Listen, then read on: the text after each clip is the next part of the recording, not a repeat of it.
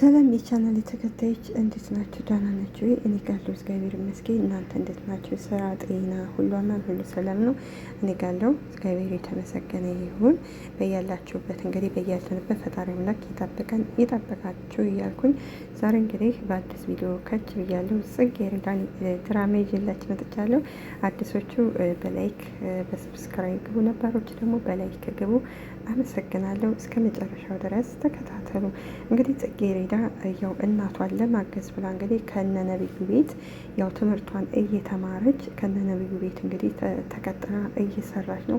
ይህን ያደረገችበት ምክንያት እንግዲህ እናቷን ለማገዝ እናቷ እንግዲህ እሷን ለማስተማር ብላ እንግዲህ ከሰው ቤት ከፍ ማለት እየሰደቧትም እያንቋሸሿትም ልጇን ትልቅ ደረጃ ለማድረስ ስለምትፈልግ ለዛ ነው እንግዲህ ጽጌረዳም እናቷን ለማገዝ ሰው ቤት ተቀጥራ የምትሰራው። ነገር ግን እናቷ ይህንን አታውቅም። ነብዩ ደግሞ እንግዲህ ጽጌረዳን ሲያየት በጣም ነበር የሚጠላቱ እና ያው የጽጌረዳ እናት እንግዲህ ጽጌረዳ ሰው ቤት እንደምትሰራም አታውቅም። ጽጌረዳ ደግሞ በትምህርቷ በጣም ጎበዝና ጀግና ተማሪ ነች።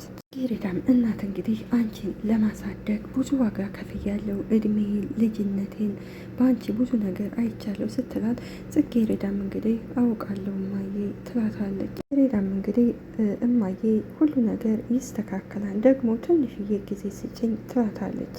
ፌቨን እንግዲህ የጽጌረዳ እናትና እናቷ እንግዲህ እያወሩ እሷ በር ላይ ተደብቃ ታዳምጣለች። ወዲያው ጽጌረዳ ትመጣና እንዴ ፌቨን ምን ትሰሪያለሽ? ትላታለች። ፌቨንም ለምን ትጮኻለሽ? እስኪ ቀስ ብለሽ አውሪ፣ አንቺ ወዴት እየሄድሽ ነው? ስትላት ጽጌረዳም እኔማ እነዚህ የደረቁትን ልብሶች እየወሰድኩ ነው ትላታለች። ከዛ እንግዲህ ፌቨን ትናደድና እሺ ቀስ ብለሽ አውሪ፣ እኔ ምንም እያደረግኩኝ አይደለም ትላታለች። እንግዲህ የፌቨን እናት እንግዲህ ጽጌረዳን ለነብዩ አባት እንዲሁም ደግሞ ልጇን ደግሞ ለነብዩ ልትድር ነው የምትፈልገው። እንግዲህ ማለት ያው ነብዩና ፌቨን እንደሚተዋወቁ ደግሞ አታውቅም ነበረ። ከዛ እንግዲህ ፌቨንም አብረን እኮ ነው የምንማረው እንተዋወቃለን ትላታለች። ጽጌረዳም እኔ እኮ ሳይሽ ደንግጬ ነበር ስትላት እንግዲህ ፌቨንም ለምን ለእናትሽ ፌቨን ተደብቃ እያዳመጠች ነው ብለሽ ለምን አትነግሪያትም? ትላታለች። ጽጌረዳም ኧረ እኔ እንደሱ አላሰብኩም ትላታለች። እንግዲህ ፌቨንና እናቷ ጽጌን ከነናቷ በጣም ነው የሚያንቋሽሿቸው። ምክንያቱም እንግዲህ ጽጌረዳ እንግዲህ በጣም ጎበዝ ተማሪ ስለሆነች ፌቨን ደግሞ ሰነፍ ተማሪ ናት እና እንግዲህ የፌቨን እናት የጽጌረዳን እናት በቃ ለምን ልጅሽ ባለየ ትሆንብሻለች፣ ስለዚህ አንቺ መከራሽን አይተሽ ነው ያሳደግሻቱ፣ ትምህርቷን ይቅርና ለምን አንድራት ብላን ነው እንግዲህ የጽጌረዳ እናትን በሀሳቡ ባትስማማም እንግዲህ በመጨረሻ እሺ ሰውየው ከሆነ ትላለች እና ጽጌረዳና እንግዲህ የአቶ መስፍን ወይም የነብዩ አባት እንግዲህ የነብዩ አባት በጣም ትልቅ ሰው ናቸው። ጽጌረዳ ደግሞ ገና ትንሽ ልጅ ነች።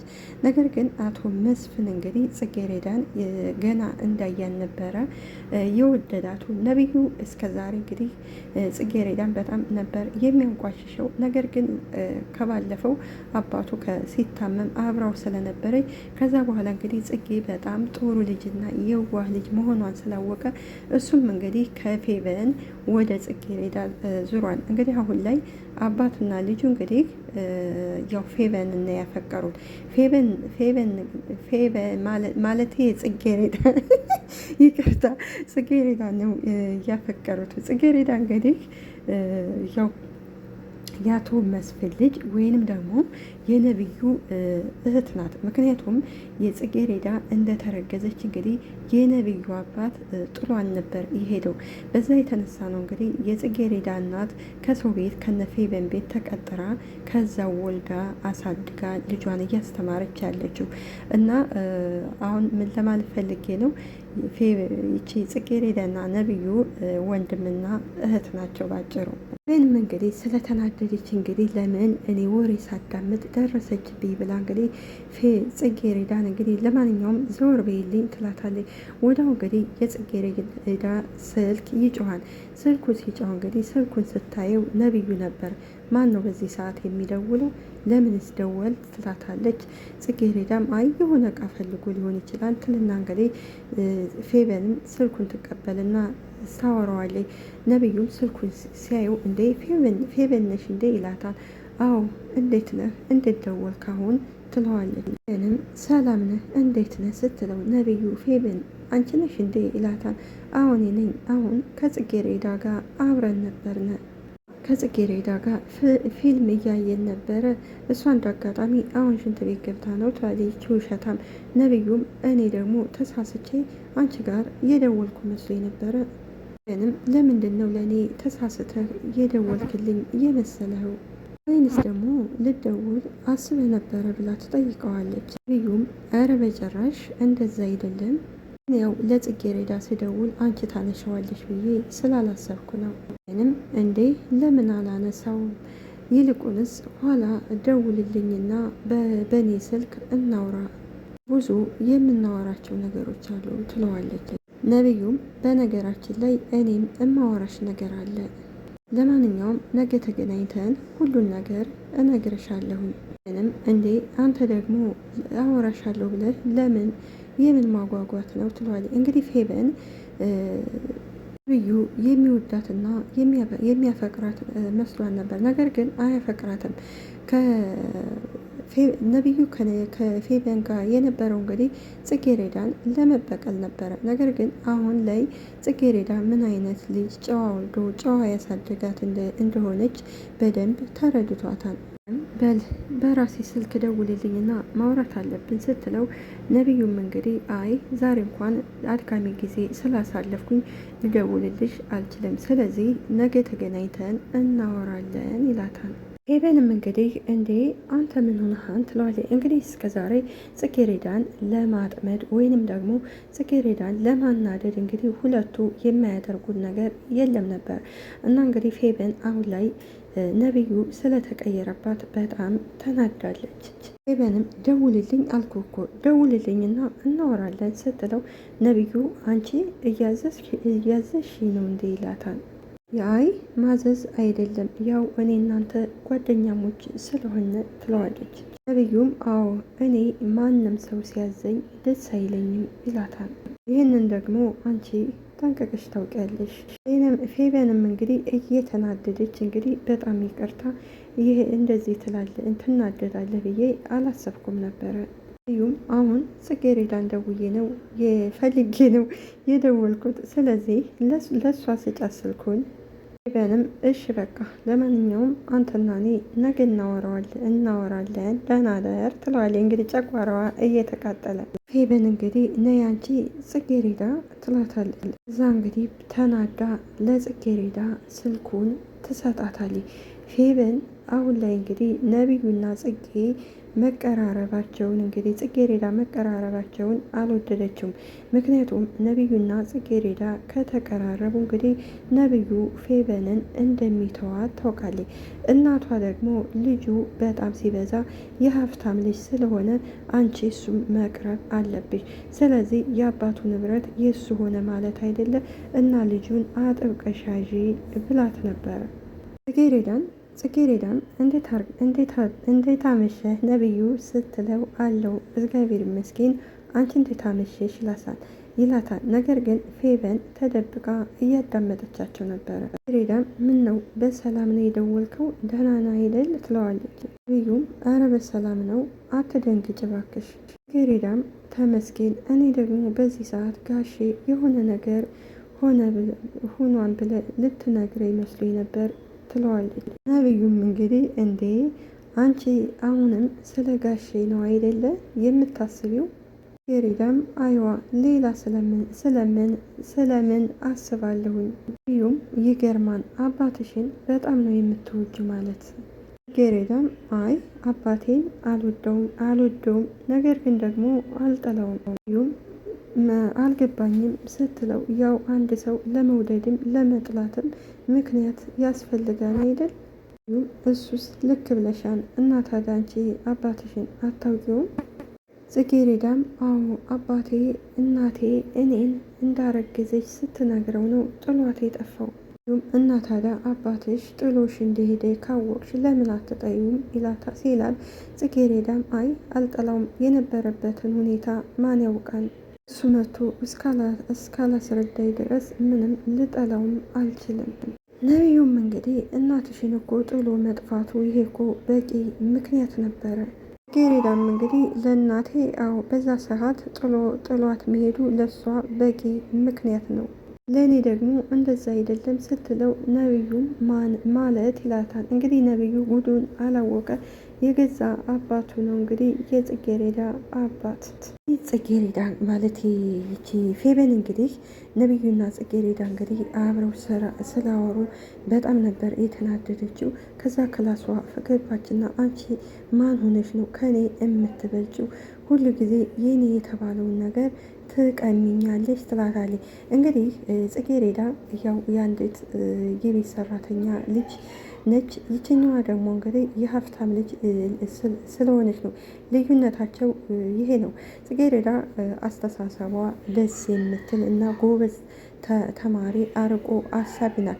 ይቺ ደግሞ በቃ የዕለት የዕለቱን የምታስበው እና ከዛ ላይ ሰው ማታከብር ነው። እንግዲህ አንዳንድ ሰዎች ያው የሰው ልጅ ሲፈጠር እኩል ያው ነው። ያው ሀብታም ድሃ ይሁን እንጂ ምንም ልዩነት የለውም። እነሱም በልታ ያድራሉ፣ ድሃውን በልቶ ያድራል። ስለዚህ ልዩነቱ ይሄ ነው እና አሁን የጽጌ ይቺ ፌበን ከነናቷ እንግዲህ በጣም ሰው ያንቋሽሻሉ። እንግዲህ ሰራተኛ ሲባል እንግዲህ በጣም ነው የሚያንቋሽሹት። እንግዲህ ይቺ ፌበን ጽጌሬዳ ለምን አወራት እሷ ከእኔ በምን በልጣ ነው ብላ ነው እንግዲህ የምትናደደው። ሌላው እንግዲህ የአንደኛው ደግሞ የጽጌሬዳ አፍቃሪዎች እንግዲህ አሁን ሶስት ነው።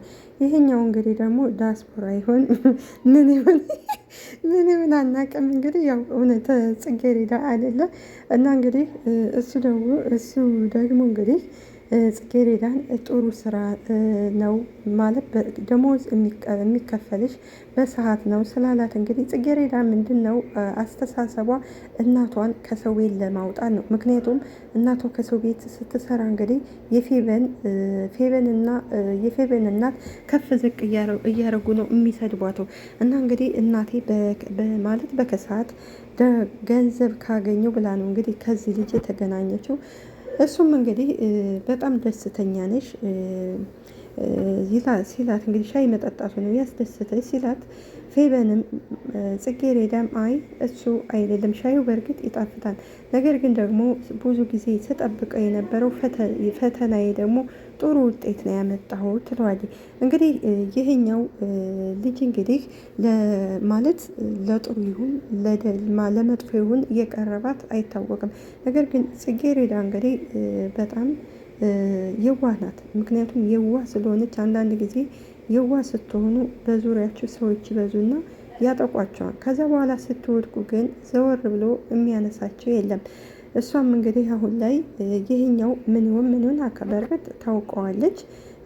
አንድ ጊዜ ነው እንግዲህ ታውቀዋለች። ነገር ግን ደግሞ እሱን ማመን የለባትም። ደሞዝ ደግሞ ከነቢዩ አባት ቤት ወይም ከነ ነቢዩ ቤት እየተከፈላት ነው። ያን በቂ ነው። ለወደፊቱ ደግሞ ምናልባት እንግዲህ የነቢዩ አባት የእሷ አባት ስለሚሆን እና እናቷም ከቤት ሰራተኛነት እሷም ደግሞ ከቤት ሰራተኛነት ይላቀቃሉ። ስለዚህ ጽጌሬዳ አሁን ላይ ረጋ ብትል ጥሩ ነው። የፌበንን እናት እንግዲህ ፌብዬ ምን ሆነሽ ነው የሆንሽውን ነገር ለምን አትነግሪ ብላ ትጠይቃታለች። እማዬ ላንቺ ስትላት እንግዲህ እናቷም አንቺ ምን ስትላት፣ ፌበንም እኔ ላንቺ የምነግርሽ ነገር አለኝ ትላታለች። ፌበንም እኔ ባንቺ ሀሳብ ተስማምቻለሁ ስትላት፣ እናቷን በየትኛው ሀሳብ ነው እኔ ጋር የተስማማሽው? መስፍንን ልጅ ማግባት እፈልጋለሁኝ። እናቷም ምን ብላ ስትስቅ እንግዲህ ፌበንም አሁን ማዬ እሱም ማግባት እፈልጋለሁኝ። እናቷም እንግዲህ ጎበዝ፣ አሁን ገና የእናትሽን አይነት ውሳኔ ወሰንሽ ይኸውልሽ እማዬ እኔ ነቢዩን መጀመሪያም ጊዜ ቢሆን አውቀው ነበረ። ስለዚህ ከአንድ ትምህርት ቤት ነው የምንማረው ብላ እንግዲህ ለእናቷ ሁሉንም ነገር ትነግራታለች። ነገር ግን ደግሞ አንድ ነገር ያሳስበኛል ስትላት እናቷም እንግዲህ ምንድን ነው ያሳሰበች ብላ ስትጠይቃት ፌበንም እንግዲህ የጽጌሬዳና የነቢዩ መቀራረብ እኔ ደስ አላለኝም ትላታለች። እማዬ ይህ እናቷን እና እሷን አስወጪ ስልሽ ከመጀመሪያው ይህ እንዳይፈጠር ብዬ ነበረ። አሁን ነገሩ ግን ተጧጥፏን እንዴት እንደማደርግ ግን አላውቅም ትላታለች። ግን ለዚህ ጉዳይ ነፍሴን እስከ መስጠት ድረስ እደርሳለሁ። ስለዚህ እኔ ነቢዩን አገባዋለሁ ብላ እንግዲህ ለእናቷ ትነግራታለች። እናቷም እንግዲህ ችግር የለውም አንቺ ብቻ ዝግጁ ሁኝ እንጂ ይህ ነገር አያሳስብሽም አያሳስብማዬ ስትላት እንግዲህ ይኸውልሽ ጽጌረዳ ከህይወትሽ ልትወጣ ነው። እንዴት ብላ ስትጠይቃት ይኸውልሽ ልታገባ ነው። እናሱ በደንብ ተግባቡ እንጂ ሌላውን ለእኔ ተይው፣ የተቀረውን ደግሞ ማታ ስመለስ አወራሻለሁኝ። እዚህ ጊዜ እንግዲህ ፌበን እንግዲህ ደስ ይላታል። ጽጌረዳ ልታገባ ነው ስትባል ስትሰማ በጣም ነበር የተደሰተችው። እንግዲህ ፌበን ነቢዩን የሀብታም ልጅ ስለሆነ ነው የወደደችው። ምናልባት የድሃ ልጅ ቢሆን እንግዲህ አትወደው ነበረ። ምክንያቱም ድሆቹን ስለምትጠላ ጽጌረዳና እናቷ ድሃ ስለሆኑ ነው የምትጠላቸው። ስለዚህ ነቢዩም ድሃ ቢሆን አትወደው ነበረ። እና ምን ለማለት ፈልጌ ነው፣ ነቢዩ ደግሞ እንግዲህ ይችን ፌበንን አይወዳትም። ከመጀመሪያውም እሷ ጋር አብሮ የሆነው እንግዲህ ጽጌረዳን አብረው እንዲበቀሏት ስለፈለገ ብቻ ነው። ጽጌረዳም እንግዲህ ወደ አቶ መስፍን እንግዲህ አሞ ስለተኛ ወደ እሱ ክላስ ትሄዳለች። እንዴት ነህ ጋሼ ትለዋለች። መስፍንም እንግዲህ ጉዱን አላወቀ፣ ልጁ የእሱ ልጅ መሆኑን አላወቀምና እንግዲህ እንዴት አረፈርሽ ጽጌረዳ ይላታል። ጽጌረዳም በጣም ይቅርታ ዛሬ አርፍጃለሁ አይደል ትለዋለች። ቤት እንደሆኑ እኮ ብዬ ልጠይቅዎት ነው የመጣሁት፣ ደግሞ ምግብ እሰራለሁታለሁ ስትለው አቶ መስፍንም ደህና ነኝ ይመስገን ነው ይላታል። እኔ እንግዲህ የትልቅ ሰው ህፃን ነው የሆነ እድሜው ቢሆን እንግዲህ አቶ መስፍን ጥሩ ነበር እና አቶ መስፍንም እንግዲህ አንቺ ልጅ ግን ይህን አንቱ ማለት ታይ ብልሽ እምቢ አልሽኝ አይደል ይላታል።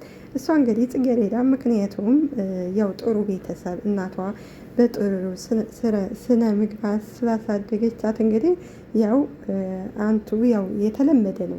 አንዳንዱ ግን በጥሩ ስነ ምግባር ያላደገ ደግሞ ይሳደባል። እሷ ግን አንቱ ብላ ስለምትጠራው እባክሽ እንደዚያ አትጥሪኝ ይላታል። ዳም ልምድ ሆኖብኝ አይደል ትላለች። እንግዲህ አቶ መስፍን አሁን ላይ እንግዲህ የፌበን እናት ጽጌረዳን አያጋባሃለሁ ስላለችው እሷን ጽጌረዳን እንግዲህ ገና እንቡጥዬ ለጋ ህፃን ልጅ እንግዲህ ላገባ ነው ብሎ በጣም ነው እየተደሰተው። መስፍንም እንግዲህ ታዩ ቀስ ብለሽ ትሰሪዋለሽ፣ ምንም ይቅርታ አያስፈልግም፣ ነይ እስኪ ቁጭ በይና እንጫወት ይላታል። ጽጌረዳም እንግዲህ አይ አሁን እጄ ምግብ ልስራለሁ ትለዋለች። አለ እንዴ ከቤት ብላ ትጠይቀዋለች። መስፍንም በቁጣ እንግዲህ አለ ክፍሉ ሻወር እየወሰደ ነው ይላታታል። በቃ አሁን ምግብ ልስራ ልሂድ ስትለው አቶ መስፍንም አይ አትሂጂ፣ አሁን እኔ ጋር ቁጭ በይ ልጅ ጽጌረዳ አትጣደፊ፣ ቀስ ብሎ ይደርሳል። ኋላ ጽጌረዳ እንግዲህ በአቶ መስፍን ሳትስማማ አይ አሁን ወደ ኪችን ሂጅ ምግብ መስራት አለብኝ ብላ ጥላው ስትሄድ እንግዲህ አቶ መስፍን ይናደዳል። ሌላው እንግዲህ ማን ነው እንግዲህ የፌበን እናትና የጽጌረዳ እናት እንግዲህ ወደ አቶ መስፍን ቤት እየመጡ ነው። እንዲሁም የፌበን እናት እንግዲህ ይኸውልሽ ቅልብልብ እንዳታዋርጅን አደራሽን ስትላት፣ ለምንድን ነው ሽቶስ ባይሆን ተቀብተሽን እንደው እስከ ወጥሽ የመጣሽው ስትላት፣ ከዛ እንግዲህ የፌበን እናት ደግሞ ያው ሽቶ እንግዲህ ከቦርሷ አውጥታ እንግዲህ ነፋ ነፋ አድርጋባት፣ ከዛ በኋላ ነቢዩ በሩን ይከፍታቸዋል። ቀጥታ እንግዲህ ወደ አቶ መስፍን ክላስ ወደ ተኛበት ክላስ ሲገቡ እንግዲህ አቶ መስፍን እንግዲህ የጽጌረዳን እናት ሲያየት ይደነግጣል። እንግዲህ ቀጣዩ ፓርት ምን እንደሚፈጠር አናቅም። የቀጣዩ ፓርት ምንድን ነው? አቶ መስፍን የጽጌረዳ አባት ነው። ምክንያቱም አቶ መስፍን እንግዲህ የጽጌረዳን እና ሲያያት እንግዲህ ደንግጦ ነበረ። ስለዚህ በሚቀጥለው ክፍል ይዤላችሁ እስከምንመጣ እስከዛ ድረስ ቸርን ሰንብት። ሀገራችንንም ሰላም ያድርግልን። እኛም ደግሞ ፈጣሪ አምላክ በያለንበት ይጠብቀን ይጠብቃችሁ። ስለዚህ አቶ መስፍን እንግዲህ ጽጌረዳ በእርግጥ ልጁ ናት፣ ነገር ግን ደግሞ ገንዘብ አለኝ ብሎ ገና ማለት ያው ወጣት ልጅ እንደ እድሜው ማግባት ነው እንጂ ያለበት ገና ወጣት ልጅ ማግባት የለበትም። ተሳስቷል። እናቱ መስፍን አሁን ላይ የሚያደርጋቸው እንደ እድሜው አይደለም፣ ጥሩ አይደለም። ስለዚህ ድራማ ያስተምረናል ብዬ አስባለሁ። ባይ